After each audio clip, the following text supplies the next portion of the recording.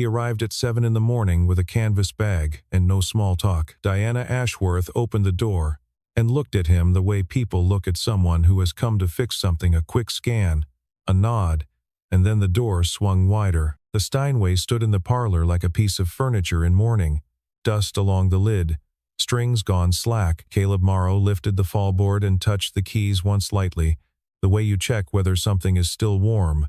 Then he stopped. He looked at nothing in particular and asked, very quietly, "Who played the Ravel?" Diana didn't answer.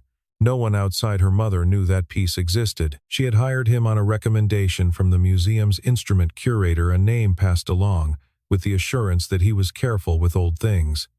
That was all she needed. 2 weeks until the memorial, the piano unplayable, and no time to vet anyone more thoroughly. She had called the number, left a message, and he had called back within the hour, his voice low and unremarkable, asking only what model and what year. She told him. He said he could start Monday. She had not asked where he trained, whether he had a website, whether he was insured. He had a phone number and a reputation for being careful. That was the transaction, and Diana Ashworth preferred transactions she could control. When Monday came, he was punctual, which she respected, and quiet, which she appreciated. He worked in the parlor with the door open, and she worked at the dining table with her laptop, close enough to hear without watching. Every so often there was a sound, a wrench turning, a key struck once and then again, a soft exhale through his nose that might have meant satisfaction or concentration. She could not tell, and told herself it didn't matter. After 90 minutes, she walked to the doorway. "How long will it take?" He looked up without expression. "Depends what I find once I get inside the action. 3 days minimum, possibly 5, if the hammershanks need replacing. The memorial is in 12 days. That's enough time." She stood there another moment, waiting for something more reassurance, maybe, or the particular brand of cheerfulness that service workers sometimes offered. He offered nothing. He turned back to the piano. She returned to the dining table. The following morning he brought his son. Noah Morrow was 9 years old, and built like his father, lean, still, with the kind of watchfulness that usually belongs to much older people. He carried a book but didn't read it. He sat in the corner of the parlor on a low footstool and looked at the piano, the way some children look at aquariums, not at anything specific, just at the whole of it, as if waiting to understand what it contained. Diana noticed him from the hallway. She didn't ask. The boy was quiet and took up very little space, and she had learned early in life that the most efficient response to the presence of children was simply to work around them. At midday, she found the sheet music. Caleb had removed the top panel and set it against the wall, and in the process, something had come free from where it had been wedged between the panel and the frame, a single folded page, handwritten in pencil, the paper gone soft with age. She picked it up. "Pavane pour un infante de font." The notes were transcribed carefully, every dynamic marking included, the handwriting neither masculine nor feminine but precise and small. No name, no date. She held it for a long moment. The paper was delicate enough that she was afraid to unfold it further, so she just read what she could see, the title at the top. The first few bars. She didn't read music, but she recognized the piece. She had heard it, or something like it, humming through the old speakers of her mother's radio on Sunday mornings, and the memory arrived without warning and sat in her chest with unexpected weight. Caleb came back into the room, saw what she was holding, and looked at it without reaching for it. Something moved across his face, brief and unreadable. Not surprise, not recognition exactly, something more contained than either. Then he took a clean cloth from his bag and wiped his hands and said, "Where do you want me to set the panel?" "Against the far wall," she said. He moved past her. She put the sheet music on the piano bench and watched him work and said nothing else. She came home early on Wednesday because a meeting had ended ahead of schedule, and she heard the music before she reached the front door. It stopped her on the porch. One hand on the door handle, not turning it.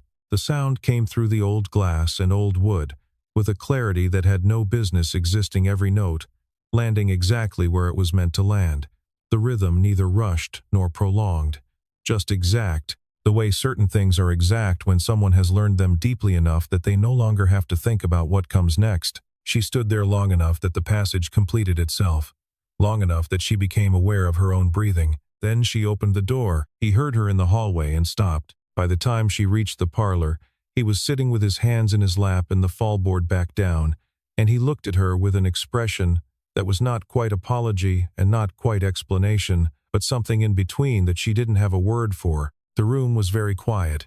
She thought of saying something and decided against it. "I'll be done with the action regulation by tomorrow," he said. "All right," she said. That was the entire conversation. She made dinner. She fed herself standing at the counter, looking at the closed parlor door, and then she sat down at her laptop and typed his name into a search bar, not because she had planned to, but because the sound of that playing was still somewhere in the room, and she needed to understand what she had heard. Caleb Morrow, piano soloist, Leeds International Piano Competition, first prize 2013, Carnegie Hall debut 2015. The review called him a pianist of uncommon stillness. Berlin Philharmonic engagement, 2021, cancelled. Reason listed as personal. She read that last line twice. She scrolled through archived concert programs and photographs. In one image, taken at a venue she didn't recognize, he stood at the edge of a stage in a dark suit, looking down at the keys with the same expression he wore when he was working, not distant, not focused, but present in some way that was difficult to name, not performing. Just there, with the music, like a man who had nowhere else he needed to be. The man in the photograph was the same man who had been in her parlor for 3 days, asking where she wanted the panel. She did not ask herself why he had chosen not to say. She understood, in a way she couldn't fully articulate, that there was a version of a life that required the erasure of its own previous chapter in order to continue. She had not lived that version, but she recognized its logic. She didn't call him. She didn't send a message. She went to her mother's closet instead, the boxes she hadn't opened since the funeral, and she went through them slowly, not sure what she was looking for. Near the bottom of the third box, she found an envelope of old ticket stubs. Eleanor had kept them for reasons Diana had never understood. She went through them one by one. Theater, symphony, a few films. Near the back, a concert stub, March 2019, Burlington. The performer's name had been torn away, not lost, torn, cleanly, from the top of the stub. Diana set it on the nightstand and looked at it for a long time. Outside, the maple at the edge of the yard moved in the dark. She stopped pretending she was working in the dining room. The next morning she brought her coffee to the parlor and sat in the armchair near the window with a folder of documents she didn't read. He arrived at 8, said good morning, and began work without commenting on the change. She found that she liked this about him, that he registered things without requiring them to be explained. "Can I ask you something?" she said after a while. "Sure. This piano. Do you know its history?" He was inside the case, adjusting something. "Steinway Model B, 1967. Serial number puts it in the New York factory. Good instrument, probably belonged to someone who played professionally, based on the action wear." He paused. "Or someone who played very seriously as an amateur for a very long time. My mother bought it in 1998, Diana said. "From an estate sale. She told me it had belonged to a professor in Boston." "That's consistent. She didn't play." He came out from behind the case and looked at her, just briefly. "The keys say otherwise." The room went quiet. Diana looked at the keyboard. "The wear pattern on the upper register especially," he said, not pressing it. "Someone put in a lot of hours." She thought of her mother at 71, stooped over a garden bed, hands that could coax anything from soil. She had never once seen those hands on a piano.